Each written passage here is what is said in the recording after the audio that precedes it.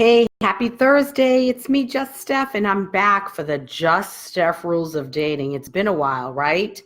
So I have something really that's been sitting with me and it's on my heart. So I'm just going to share this with my page so that everybody can hear all this because this is so important. Okay. So I want to talk to you a little bit about dating, especially at this age. And you know how I always have the Just Steph rules of dating and things that I see happening with people. But I want to tell you a little story. And to preface the story, before I left for Sicily, I said to maybe 3 or 4 people, I said, I didn't know how. I said, my life is going to be completely changed by my trip to Sicily. I'm going to be a completely different person. My life is going to be completely changed. And it was true. So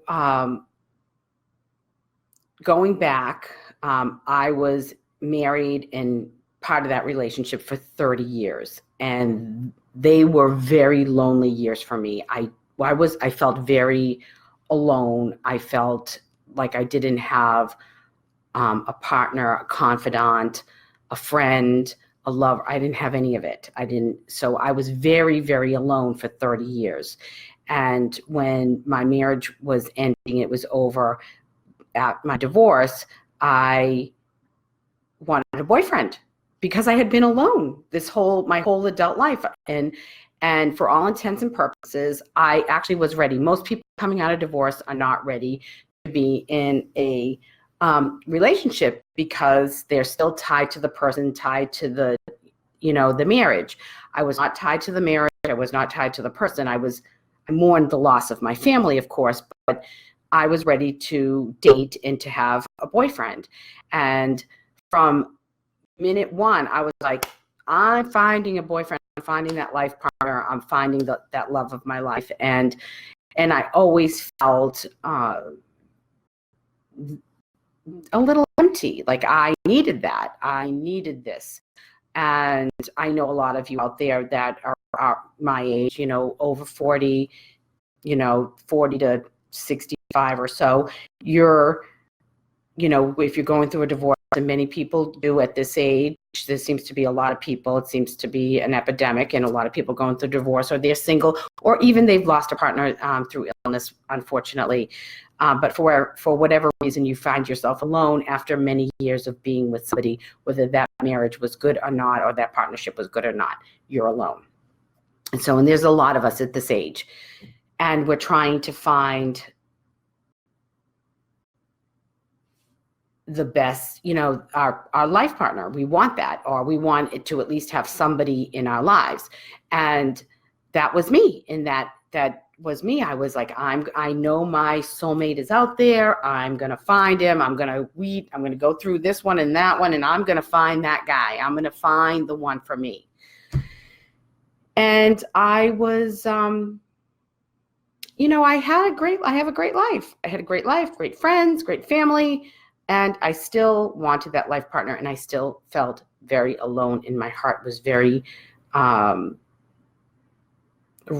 and open, and I continuously got hurt in relationships, and I wrote about all that in the blogs and whatever. You can go back, and it's not even worth talking about because it wasn't worth it. So I go to Sicily, and for the first 4 days, I was in Rome touring. Not, all good. I get to Sicily, and I have to say, from minute one, my life started to shift. It was the energy of the people, the energy of the place. It was a life-changing event for me. And as the days went on, and I was meeting new people and greeting new people and having new friends into my home, I felt less and less like I wanted a partner in my life, and more fulfilled. In the evenings, we'd walk to the piazza and we'd have coffee, or we'd have drinks, and we'd talk to people. And a lot of time, and you have to remember, there was a language barrier. I know basics, but I can't sit there and have a very deep conversation. I couldn't talk like this right now in Italian. I will one day because I'm getting there. I'm studying, but I can't. So I can't right now. So even it was just, we were together, had meals for hours. And when we were in, after we were done with the meal, we'd take our chairs and sit on the sidewalk, just like you would see in the North End, and I'm sure in Little Italy and other parts of Europe. You finish dinner, you take your kitchen chair and you just sit outside and you talk. And I built a community that never had to be anywhere. They didn't have to go. Nobody said, I gotta go. Nobody said I can only come for an hour. Nobody said, they didn't say that. They would say to me, 2:30 in the morning, I'm leaving a nightclub. Why are you leaving so early? I'm like, I gotta go. I'm 52. But, they didn't want you to leave. And nobody was in a rush. And every time we were walking to the piazza, Miscota, my friend, Ciccio, he'd say, Steph, piano, piano. I'd be hoofing it, trying to get to the piazza. And he's like, it was a stroll. And I found something so amazing in the community that filled me up. I could cry about this. That I didn't need to have the partner. Like, I wasn't lonely. Even when I was alone, I was either with friends or trying to hang sheets on the line without getting them dirty. We toured Sicily. We went, I went to Riese, to my grandmother's place. We could talk about that another time. I did stuff, but even the days that I was, at home or maybe just by myself writing or whatever, it was fulfilling. And then we'd meet for dinner, or I'd have people for dinner, or I'd go somewhere for dinner with friends, and nobody had to be anywhere. And if somebody said to me, oh dear, I'm waiting for you in the piazza, I'm here. And I said, oh my God, I'm sorry, I'm running a few minutes behind, I'll be right there. No problem, I wait for you. It was all easy. There was no pressure and nobody had to leave. So there was this building of community, which I believe we're genetically, that's how we are made. Our genetics are made for us to live in community. Now that we know that there are hermits and people that live in silent prayer, and they are very necessary, and we need them to pray for us and to be connected to the universe. We need them. But it goes against the human nature. So that's a special calling. But for us, for most of us, we are called to live in community, and that community feeds us so that we are not needy. But when was the last time someone came to your house and didn't say, I gotta go? Or when was the last time someone even came to your house? When somebody just dropped by? I would be cooking and I'd have my windows open in Sicily, and my neighbors would come by that I'm just met, and they would tell me, oh, it smells so good. What are you cooking? What'd you do today? And I would stick my head out the window and we'd talk, and I would talk to the ladies that would, every day, the ladies on my street, the elder women would take their chairs and sit together and talk every day. And in my mind, I'm going, they must have something great to talk about every day, because every day they're sitting there just building their little community, being there for one another, supporting one another. This is so important when it comes to the rules of dating. Right now, I'm at a place where I actually don't want to be bothered with anybody's problems. I mean, that sounds kind of mean and cold, but all the men I've met here in America, they're hung up with their previous marriages. They're over the top with the kids and not being able to function because they can't handle it all. They're afraid of commitment. They're afraid of love. They've gotten hurt before, they're damaged goods, whatever it is, they've got a problem.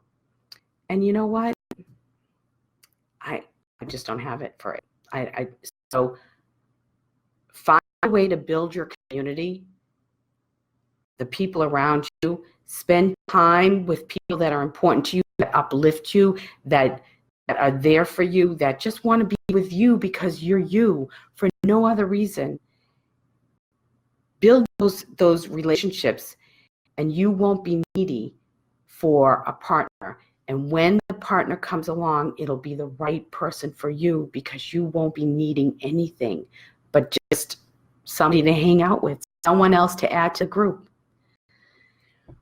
So that's my rule today.